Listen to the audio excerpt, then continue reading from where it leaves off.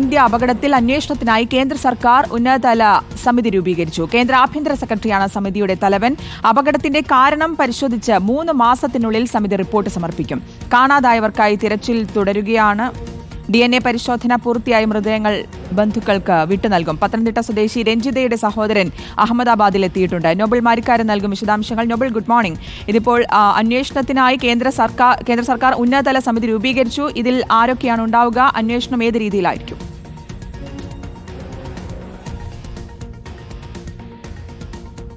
സുധി, ഈ വിമാന അപകടവുമായി ബന്ധപ്പെട്ടുകൊണ്ട് ഉന്നത സമിതി വേണം എന്ന ആവശ്യം നേരത്തെ തന്നെ ഉണ്ടാവുകയും അത് സർക്കാർ അംഗീകരിക്കുകയും ചെയ്തിരുന്നു. അതിനു പിന്നാലെയാണ് ഈ സമിതി ഇപ്പോൾ രൂപീകരിച്ചിരിക്കുന്നത്. ഈ സമിതിയുടെ പ്രധാനപ്പെട്ട ആവശ്യങ്ങൾ പ്രത്യേകിച്ച് ഈ അപകട കാരണം കണ്ടെത്തുക, അതോടൊപ്പം തന്നെ ഇനി ഇത്തരത്തിൽ അപകടങ്ങൾ ഒഴിവാക്കാൻ വേണ്ട നടപടികൾ ശുപാർശ ചെയ്യുക, അതോടൊപ്പം തന്നെ ഈ റെസ്ക്യൂ ഓപ്പറേഷൻ, അതായത് ഈ ഇവരെ രക്ഷപ്പെടുത്തുന്ന നടപടികളടക്കം മറ്റ് നടപടിക്രമങ്ങൾ എന്തെല്ലാം മാറ്റം വരുത്തണം എന്നടക്കമുള്ള കാര്യങ്ങൾ പരിശോധിക്കുക. അതോടൊപ്പം പുതിയൊരു പോളിസി തന്നെ ഈ വിമാനങ്ങളുമായി ബന്ധപ്പെട്ട് വിമാനയാത്രയുമായി ബന്ധപ്പെട്ട് ഉണ്ടാക്കിയെടുക്കുക എന്താണ് ഇതിന്റെ ഒരു ഭാഗമായി പറയപ്പെടുന്നത്. പ്രധാനമായും ഈ സമിതി നിലവിൽ വരുമ്പോൾ ഈ സമിതി അധ്യക്ഷൻ കേന്ദ്ര ആഭ്യന്തര സെക്രട്ടറിയാണ് ഇതിന്റെ തലവനായി വരിക. മറ്റെല്ലാം സംസ്ഥാനത്തെയും ഒപ്പം കേന്ദ്രത്തെയും ഉന്നത ഉദ്യോഗസ്ഥരെയാണ് ഇപ്പോൾ ഇതിൽ ഉൾപ്പെടുത്തിയിരിക്കുന്നത് എന്നാണ് പ്രധാനപ്പെട്ട കാര്യം. അതായത് secretary, ministry of civil aviation, അതായത് കേന്ദ്ര വ്യോമയാന മന്ത്രാലയ സെക്രട്ടറി, അതോടൊപ്പം തന്നെ അഡീഷണൽ സെക്രട്ടറി ഉണ്ട് കേന്ദ്ര ആഭ്യന്തര മന്ത്രാലയത്തിൽ, representative from state home department, അതായത് ഗുജറാത്ത് സംസ്ഥാനത്തിന്റെ ആഭ്യന്തര വകുപ്പിലെ പ്രതിനിധികളുണ്ട്. ഒപ്പം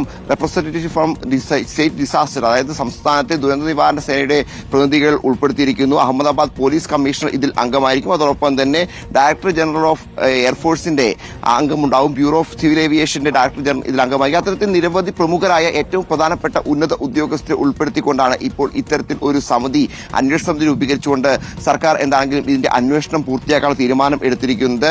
ഈ സമിതിക്ക് ഈ വിഷയവുമായി ബന്ധപ്പെട്ട് എല്ലാ കാര്യങ്ങളും പരിശോധിക്കാനുള്ള എല്ലാ അധികാരവും ഉണ്ടാകും എന്നാണ് നമുക്ക് മനസ്സിലാവുന്നത്. അതായത് ഈ കോക്പിറ്റിൽ നിർമ്മിച്ചിട്ടുള്ള ബ്ലാക്ക് ബോക്സ്, അതോടൊപ്പം തന്നെ DVR, മറ്റ് രേഖകളൊക്കെ പരിശോധിക്കാനുള്ള അധികാരം ഉണ്ടാകും. അതോടൊപ്പം തന്നെ എവിടെ വേണമെങ്കിലും ഈ വിമാനം തകർന്ന സ്ഥലങ്ങൾ, അതോടൊപ്പം ആശുപത്രി അടക്കം എല്ലായിടങ്ങളിലും പരിശോധന നടത്താനുള്ള അധികാരം ഉണ്ട്. അതോടൊപ്പം തന്നെ ഈ ആളുകളെ, ഈ രക്ഷാപ്രവർത്തനത്തിലടക്കം ഏർപ്പെട്ട ആളുകൾ, അതോടൊപ്പം പരിക്കേറ്റ ആളുകളെയൊക്കെ അവരുമായി ഇന്റർവ്യൂ നടത്തി അവർക്ക് ഉണ്ടായ അനുഭവങ്ങൾ, അതോടൊപ്പം അവരിൽ നിന്ന് വിവരങ്ങൾ ശേഖരിക്കാനുള്ള അധികാരം ഉണ്ടാകും. അത് മാത്രമല്ല ഈ അന്വേഷണം നടത്തുന്ന മറ്റ് ഏജൻസികൾ, പ്രത്യേകിച്ച് ഫോറിൻ ഏജൻസികളുണ്ട്, ഇന്ത്യൻ ഏജൻസികളുണ്ട്, ഈ ഏജൻസികളൊക്കെയായി ബന്ധപ്പെട്ട് ഒരുമിച്ച് പ്രവർത്തിക്കാനുള്ള അനുവാദവും എന്നാണ് കേന്ദ്ര സർക്കാർ ഇപ്പോൾ നൽകിയിരിക്കുന്നത്. ഏറ്റവും പ്രധാനപ്പെട്ട കാര്യം 3 മാസത്തിനകം ഈ അന്വേഷണ സമിതി ഇതുമായി ബന്ധപ്പെട്ട വിശദമായ റിപ്പോർട്ട് കേന്ദ്ര സർക്കാരിന് സമർപ്പിക്കണം എന്നുള്ളതാണ്. എന്താണെങ്കിലും ഈ വിമാന അപകടം വലിയ തരത്തിൽ തന്നെ ആശങ്കയുണ്ടാക്കിയ പശ്ചാത്തലത്തിൽ കൂടിയാണ് മുന്നോട്ടുള്ള പോക്ക്. പ്രത്യേകിച്ച് ഭാവിയിൽ ഇത്തരം അപകടങ്ങൾ ഒഴിവാക്കാൻ കൂടിയുള്ള മാർഗനിർദ്ദേശം കൂടി എന്താണെങ്കിലും ഈ സമിതിയുടെ ഭാഗത്ത് ഉപദേശങ്ങളായി സ്വീകരിക്കും എന്നാണ് നമ്മൾ മനസ്സിലാക്കുന്നത്. അത്തരത്തിൽ ഉന്നത ഉദ്യോഗസ്ഥർ, പ്രത്യേകിച്ച് ഞാൻ സൂചിപ്പിച്ച പോലെ കേന്ദ്ര സർക്കാരിന്റെ കേന്ദ്ര ആഭ്യന്തര സെക്രട്ടറി അടക്കം തലവൻ എന്ന് പറയുമ്പോൾ അത് വലിയൊരു സമിതി തന്നെയാണ്. ആ സമിതി എന്താണെങ്കിലും ഇനിയിപ്പോൾ നാളെ മുതൽ തന്നെ അല്ലെങ്കിൽ ഇന്നു മുതൽ തന്നെ അതിന്റെ പ്രവർത്തനം ആരംഭിക്കും എന്ന് വേണം നമുക്ക് മനസ്സിലാക്കാൻ. സമിതി നിലവിൽ വന്നിരിക്കുന്നു. ശ്രുതി, നോബൽ, ഇതിലിപ്പോൾ ഏറ്റവും വേദനാജനകമായിട്ടുള്ള കാര്യം തിരിച്ചറിയാൻ പോലും കഴിയാത്ത രീതിയിലുള്ള മൃതദേഹങ്ങൾ അത് ഏറ്റുവാങ്ങേണ്ടി വരുന്ന ബന്ധുക്കൾ, അതിനായി കാത്തു നിൽക്കുന്നവരാണ്. അപ്പോൾ ഈ DNA പരിശോധനയൊക്കെ പൂർത്തിയാക്കിയ മൃതദേഹങ്ങളൊക്കെ ബന്ധുക്കൾക്ക് വിട്ടു നൽകിയിട്ടുണ്ട്. ഇനിയും പൂർത്തിയാകാനും ഉണ്ടാകുമല്ലേ? ഇതിലിപ്പോൾ എത്രത്തോളം പേർ ഇനിയും കണ്ടെത്താനുണ്ട് ഇതിൽ? ഒപ്പം ഈ DNA പരിശോധന പൂർത്തിയാകാണ്ട് ഇതിപ്പോൾ ഒരു DNA സാമ്പിൾ ശേഖരിച്ചൊരു 72 മണിക്കൂറെങ്കിലും വേണ്ടേ ഇതിന് പൂർത്തിയാകാൻ, ഈ നടപടിക്രമങ്ങളൊക്കെ പൂർത്തിയാകാൻ? നമുക്കറിയാം പത്തനംതിട്ട സ്വദേശി രഞ്ജിതയുടെ സഹോദരനടക്കം ഇപ്പോൾ അഹമ്മദാബാദിൽ എത്തിയിട്ടേ ഉള്ളൂ. ഇനിയുള്ള നടപടിക്രമങ്ങൾ അടക്കം എങ്ങനെയായിരിക്കും? എത്രത്തോളം സമയമെടുക്കും?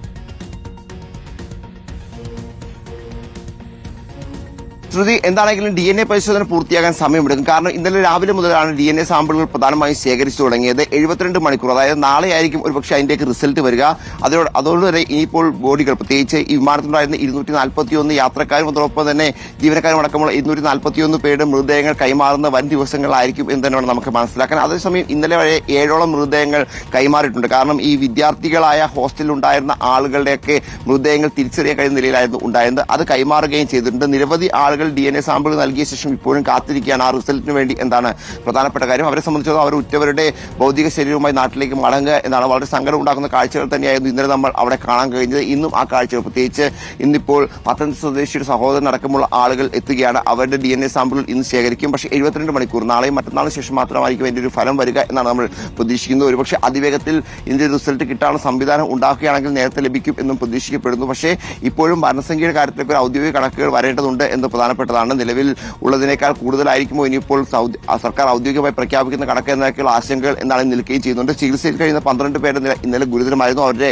ആരോഗ്യനിലയിൽ നേരിയ പുരോഗതി ഉണ്ട് എന്നാണ് അറിയാൻ കഴിയുന്നത്. അവർക്ക് എല്ലാ വൈദ്യസഹായം നൽകുന്നു. അതോടൊപ്പം തന്നെ വിമാനാപകടത്തിൽ രക്ഷപ്പെട്ട ഏക വ്യക്തിയും അദ്ദേഹം ചികിത്സയിൽ തുടരുകയാണ്. അദ്ദേഹത്തിന്റെ ആരോഗ്യനിലയിൽ പുരോഗതി ഉണ്ട് എന്നാണ് അറിയാൻ കഴിയുന്നത്. നിലവിലത്തെ സാഹചര്യത്തിൽ മറ്റ് എല്ലാ സംവിധാനങ്ങളും ഉണർന്നു തന്നെ പ്രവർത്തിക്കുന്നു. മറ്റെല്ലാ സംവിധാനങ്ങളും ഇവിടെ സജീവമായി തന്നെ രക്ഷാപ്രവർത്തനത്തിനും അതോടൊപ്പം തന്നെ മറ്റു നടപടിക്രമങ്ങളും ഉണ്ട്. അതേസമയം ഈ വിമാനം തകർന്ന സ്ഥലത്ത് ഇന്നും പരിശോധനകൾ പുനരാരംഭിച്ചിരിക്കുന്നു. അവിടെ ഇന്നും പ്രത്യേകിച്ച് ആളുകളെയൊക്കെ ഇനിയും കണ്ടെത്താൻ ഉണ്ടോ എന്നടക്കമുള്ള കാര്യങ്ങൾ പൂർണ്ണമായും പരിശോധിച്ചുകൊണ്ട് വിവിധ സംഘങ്ങൾ NDRFന്റെയും പോലീസിന്റെയും ഒക്കെ വിവിധ സംഘങ്ങളാണ് ഈ മേഖലയിൽ പരിശോധനകൾ നടത്തിക്കൊണ്ടിരിക്കുന്നത്. സാങ്കേതിക വിദഗ്ധരും പരിശോധന നടത്തുന്നത്. കാരണം വിമാനത്തിന്റെ മറ്റെന്തെങ്കിലും പ്രധാനപ്പെട്ട അവശിഷ്ടങ്ങൾ കണ്ടെത്താൻ കഴിയുകയാണെങ്കിൽ അത് എന്താണ് ഈ അപകടത്തിന് കാരണം എന്നതിലേക്ക് എത്തിക്കും എന്നൊക്കെ അടക്കം ആ സാഹചര്യം ഉള്ളതുകൊണ്ട് തന്നെ അത്തരത്തിലുള്ള പരിശോധനകളും എന്താണെങ്കിലും അവിടെ പുരോഗമിച്ചുകൊണ്ടിരിക്കുകയാണ്. സുധി. ഓക്കെ, നോബൽ മാരിക്കാരനാണ് വിവരങ്ങൾ നൽകിയത്.